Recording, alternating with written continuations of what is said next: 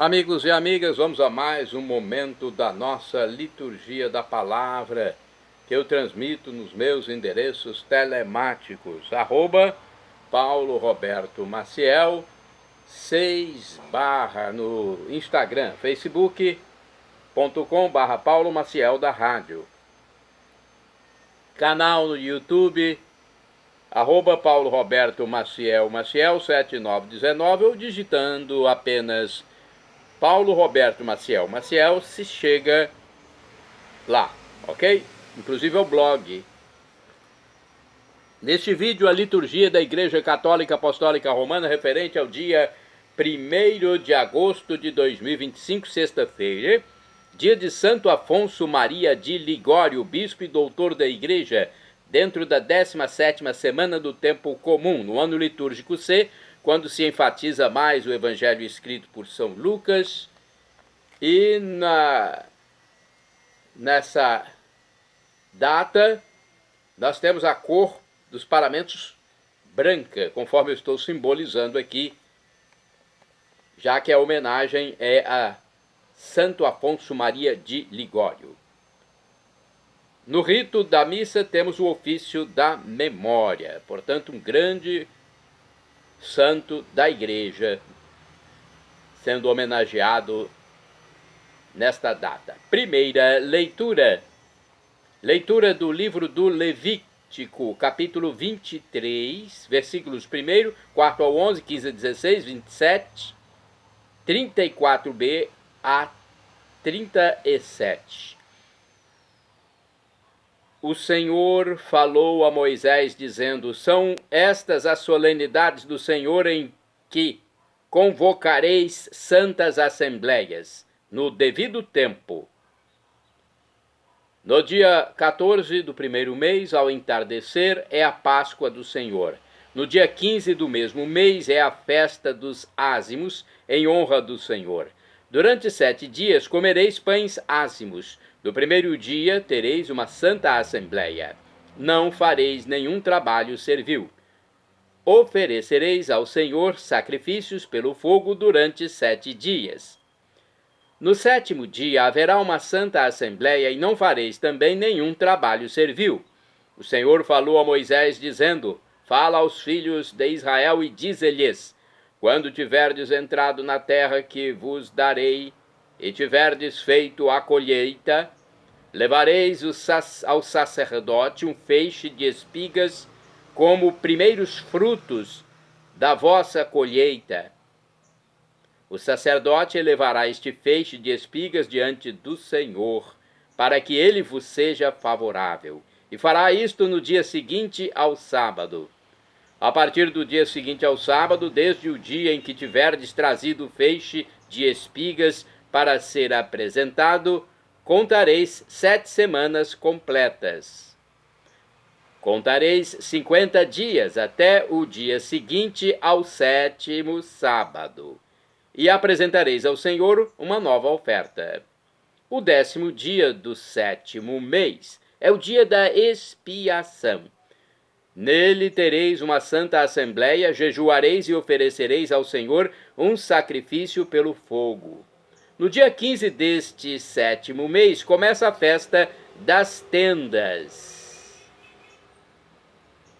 que dura 7 dias em honra do Senhor. No primeiro dia haverá uma santa assembleia, e não fareis nenhum trabalho servil. Durante 7 dias oferecereis ao Senhor sacrifícios pelo fogo. No 8º dia tereis uma santa assembleia, e oferecereis ao Senhor um sacrifício pelo fogo. É dia de reunião festiva, não fareis nenhum trabalho servil. Estas são as solenidades do Senhor, nas quais convocareis santas assembleias para oferecer ao Senhor sacrifícios pelo fogo, holocaustos e oblações, vítimas e libações, cada qual no dia prescrito. Palavra do Senhor, graças a Deus. Vamos ao Salmo responsorial, é o Salmo 80 na Bíblia Vulgata, ou 81 na Bíblia de Jerusalém, versículos do 3º ao 4º, 5º ao 6º AB, 10º ao 11 AB, refrão 2º A. Exultai no Senhor, nossa força. Repitamos. Exultai no Senhor, nossa força. Cantai salmos, tocai tamborim, harpa e lira suave, tocai. Na lua nova soai a trombeta, na lua cheia, na festa solene. Exultai no Senhor, nossa força. Porque isto é costume em Jacó, um preceito do Deus de Israel, uma lei que foi dada a José quando o povo saiu do Egito. Exultai no Senhor, nossa força. Em teu meio não exista um Deus estranho, nem adores a um Deus desconhecido, porque eu sou o teu Deus e teu Senhor, que da terra do Egito te arranquei. Exultai no Senhor, nossa força. Repitamos, exultai no Senhor, nossa força. Agora vamos ao Evangelho. É o escrito por São Mateus, capítulo 13, versículos dos 54 ao 58. Antes de proclamá-lo, vamos aclamá-lo com o aleluia, aleluia. Aleluia, aleluia, aleluia, aleluia. A palavra do Senhor permanece eternamente, e esta é a palavra que vos foi anunciada. A palavra que vos foi anunciada. Aleluia, aleluia. Aleluia, aleluia. O Senhor esteja convosco, Ele está no meio de nós. Proclamação do Evangelho de Jesus Cristo segundo São Mateus. Glória a vós, Senhor. Pelo sinal da Santa Cruz, livra-nos Deus, nosso Senhor, dos nossos inimigos. Naquele tempo, dirigindo-se para a sua terra, Jesus ensinava na sinagoga, de modo que ficavam admirados e diziam: de onde lhe vem essa sabedoria e esses milagres? Não é ele o filho do carpinteiro? Sua mãe não se chama Maria? E seus irmãos não são Tiago, José, Simão e Judas? E suas irmãs não moram conosco? Então de onde lhe vem tudo isso? E ficaram escandalizados por causa dele. Jesus, porém, disse: um profeta só não é estimado em sua própria pátria e em sua família. E Jesus não fez ali muitos milagres, porque eles não tinham fé. Palavra da salvação. Glória a vós, Senhor. Vamos refletir, vamos saber um pouco mais sobre este evangelho. Temos aqui o livro Pão Nosso de Cada Dia. Vejamos o que está sendo dito aqui sobre o trecho do Evangelho de São Mateus, capítulo 13, versículos 54 ao 58. Jesus volta para sua pátria. Sua pátria é Nazaré, o lugar para onde José, Maria e o menino se retiraram depois que voltaram do Egito. Por isso, às vezes, é chamado de Nazareno, e se faz um jogo de palavras entre Nazareno e Nazireu. Em Nazaré, vai experimentar de forma radical e exemplar aquela rejeição que experimenta na pátria maior que é a humanidade. Estava no mundo e o mundo foi feito por ele, por meio dele, e o mundo não o reconheceu. Trecho de São João, capítulo 1, versículo 10. Seu encontro com os compatriotas se dá na sinagoga. Ali ele aprendera a ler e a escrever, ali ele aprendera a palavra, ali ele agora ensina aos seus o que tem a fama de ter ensinado outros em outros lugares. O lugar do encontro, porém, se transformará no lugar do desencontro. Mateus, olhando o passado a partir do presente, já o atualiza quando diz a sua sinagoga, referindo-se exclusivamente aos judeus. A reação dos nazarenos é de admiração. O maravilhar-se, dizia o já Aristóteles, é um filósofo, né? É o início da sabedoria.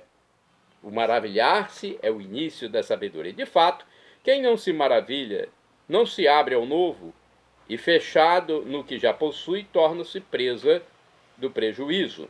Os nazarenos querem saber a origem da sabedoria e dos milagres de Jesus.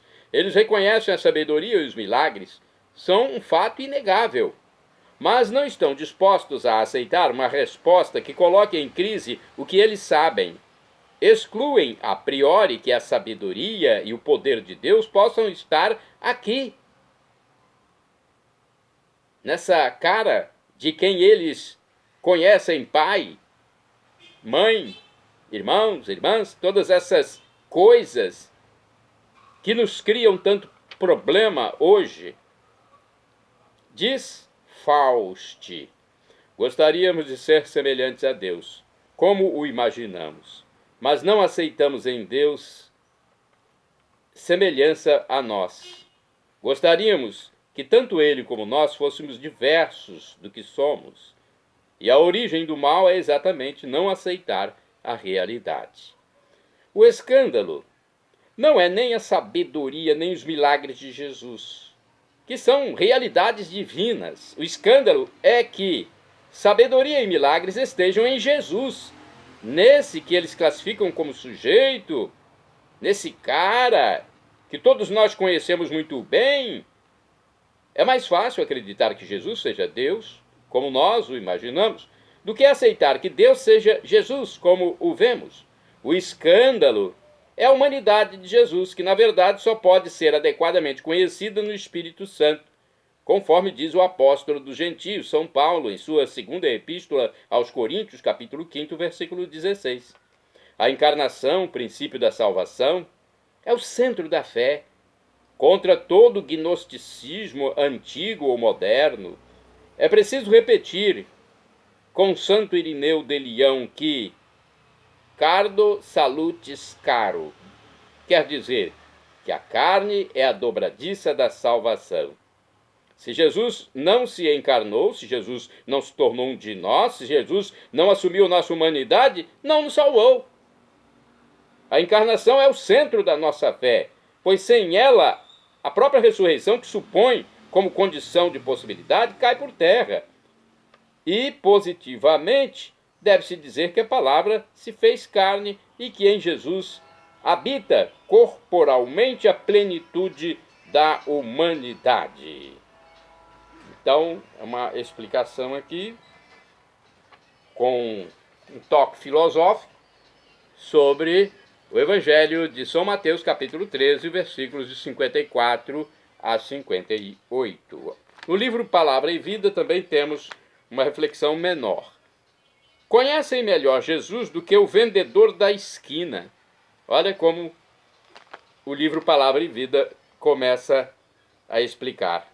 Bom, isso era o que pensavam eles, porque a verdade é que Jesus estava muito diferente daquele o qual eles conheciam. Foi-se embora da cidade fazia alguns anos e agora voltava com fama de milagreiro e de pregador. No fundo, eles tinham medo dele. Por isso, com suas palavras, procuravam tranquilizar-se, dizer a si mesmos que não havia problema algum, que Jesus era o de sempre. Mas não controlamos Deus, nem a nós mesmos, nem a ninguém. O outro é sempre uma surpresa e temos que aprender a nos deixar surpreender pelos outros. Então, Jesus diz aos seus próprios conterrâneos: um profeta só não é estimado em sua própria terra. Por quê? Porque ele morou ali, foi embora, e quando voltou, a fama já era enorme. Ele já era tido como o Messias, o escolhido por Deus para vir à terra salvar a humanidade. Mas aquelas pessoas que o conheciam da sua pequena região não colocaram fé nisso. Por isso que muitos pagãos, às vezes, tinham mais benefícios de Jesus do que os próprios conterrâneos. Vamos agora aos santos do dia, porque eles confiaram em Deus. E o santo principal de hoje é Santo Afonso Maria de Ligório. É o santo principal cuja missa ou celebração da palavra é oficiada em sua memória. Santo Afonso Maria de Ligório é santo do dia 1º de agosto. Foi bispo e doutor da Igreja, faleceu em 1787 em Pagani, na Itália. Foi fundador da congregação do Santíssimo Redentor e apóstolo do culto à Eucaristia e à Santíssima Virgem. Um pregador cheio de zelo pela salvação das almas, grande escritor e insigne mestre da moral, também compôs belíssimas canções. De acordo com o site da comunidade católica Canção Nova, Afonso de Ligório nasceu no dia 27 de setembro de 1696, em Nápoles, na Itália. Era filho de pais cristãos, ricos, nobres, que deram-lhe todas as condições de estudo, tanto acadêmicos quanto religiosos. Portanto, ele teve uma grande formação intelectual.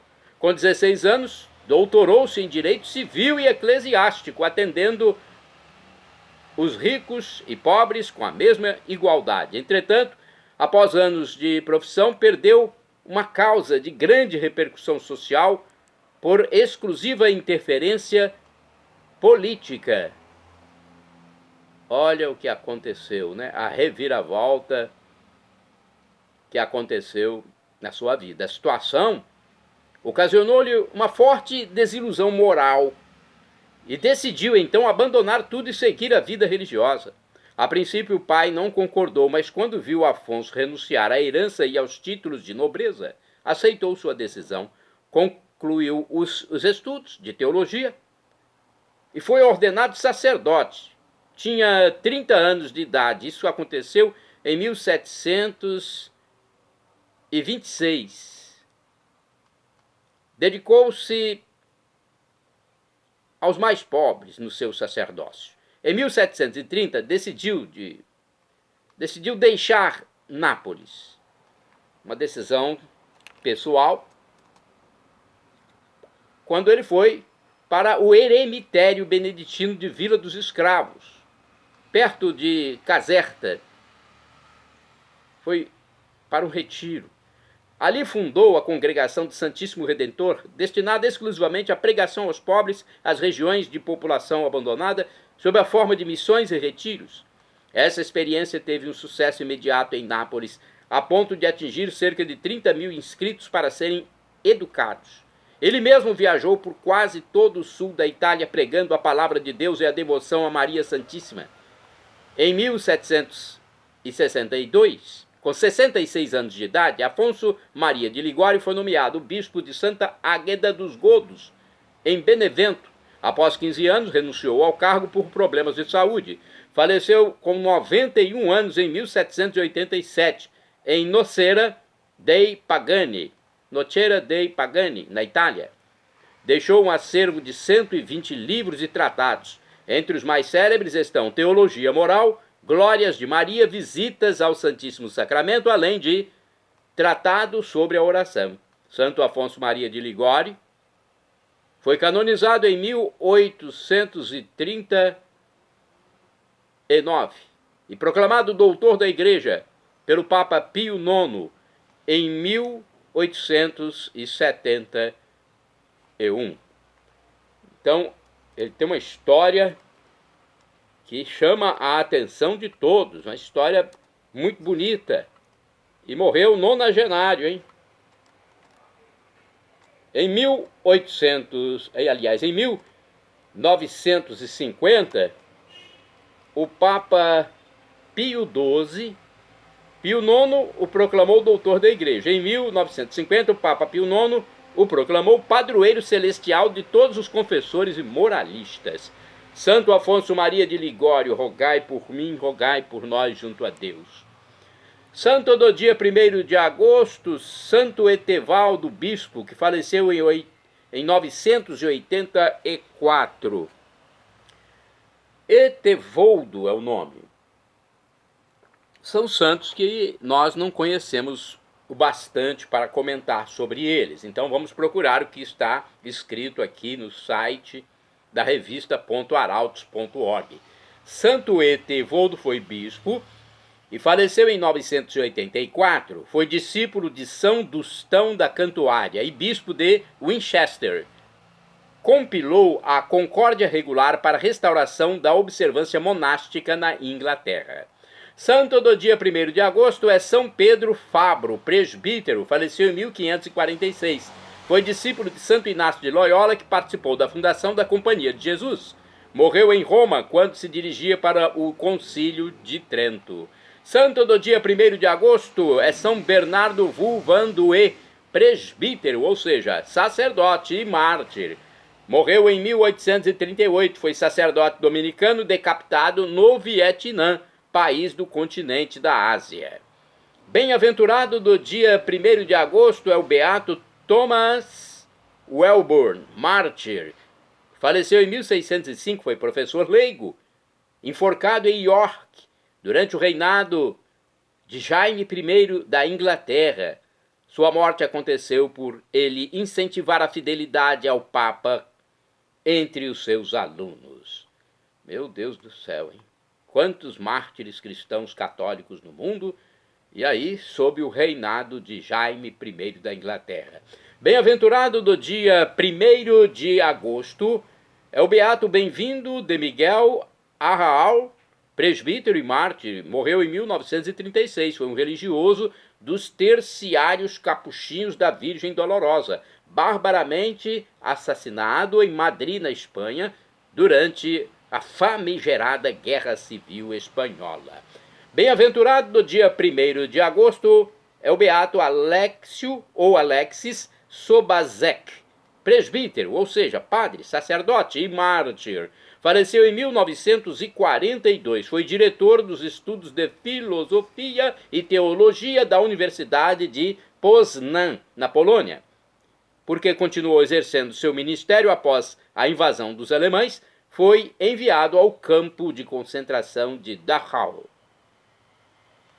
Bem-aventurada do dia 1º de agosto é a beata Maria Estela do Santíssimo Sacramento, foi virgem e mártir, morreu em 1943. Maria Estela foi superiora do convento das Irmãs da Congregação Sagrada Família de Nazaré, em Novogrodek, Bielorrússia. Foi fuzilada junto com outras 10 freiras da comunidade.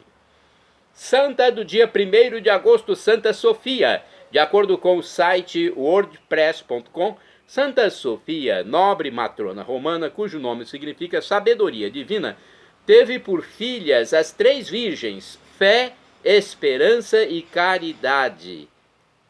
Nomes estes que ela escolheu no batismo pelo amor que dedicava a essas virtudes cristãs que foram estipuladas pelo apóstolo São Paulo.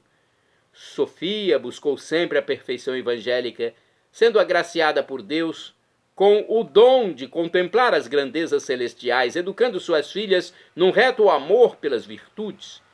Foi numa época de intensas perseguições ao cristianismo por volta do século 130 d.C., quando agiram como discípulas incondicionais de nosso Senhor Jesus Cristo. Viveram na época da perseguição do imperador romano Adriano e seu prefeito Antíoco, que martirizou as filhas em presença de sua mãe, visto que estas pregavam por toda a cidade de Roma e arredores a mensagem do Cristo crucificado. Santa Fé foi a primeira martirizada.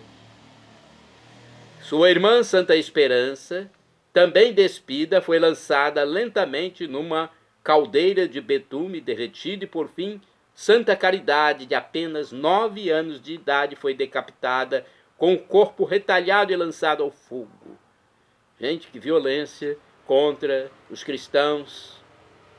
Santa Sofia perdeu seus bens, sua liberdade e a própria família. Seu falecimento aconteceu quando ela tombou sem vida sobre o túmulo de suas filhas, e ali estava encerrada a vida desta heroína da cruz. Olha como muitos brasileiros sofrem. Muitos santos também sofreram. No mundo tem muita gente sofrendo, tem padres morrendo, principalmente em países muçulmanos, de pensamento radical. Teremos que rezar por essas pessoas. Em Mianmar, recentemente, um padre católico morreu. Foi morto, foi assassinado. Dia 7 de agosto haverá orações por aqueles que estão sendo perseguidos no mundo. Santa Sofia, rogai por mim, rogai por nós junto a Deus. Shalom Adonai é uma expressão hebraica que significa a paz de Cristo, é o que eu desejo para todos vocês. El Shaddai, também do hebraico, significa Deus onipotente, Deus todo-poderoso. Ele proverá aquilo que você deseja se for para o seu bem. O professor e escritor de mais de 100 livros da Igreja Católica, Felipe Rinaldo Queiroz de Aquino, em seu canal no YouTube, onde responde às nossas dúvidas, diz que Deus pode nos dar uma dessas 3 respostas quando suplicamos algo. Sim, não ou espere. A que for melhor, Ele nos dará. E devemos acatar, pois estamos lidando com o Criador do Universo, nosso Pai Celestial. E agora eu clamo, Maranatá, como dizemos nós católicos, é do dialeto de Jesus, o aramaico, ou Maranata, como dizem nossos irmãos separados das comunidades evangélicas ou protestantes. Não importa, a pronúncia, o significado é o mesmo. Vinde, Senhor Jesus, um dia Ele voltará e será o juízo final. Quem aderir a Jesus terá a vida perpétua, a vida definitiva, eterna, para sempre. Teremos felicidade em plenitude. O apóstolo São Paulo diz que o sofrimento de agora nem se compara com essa glória futura que será revelada em nós.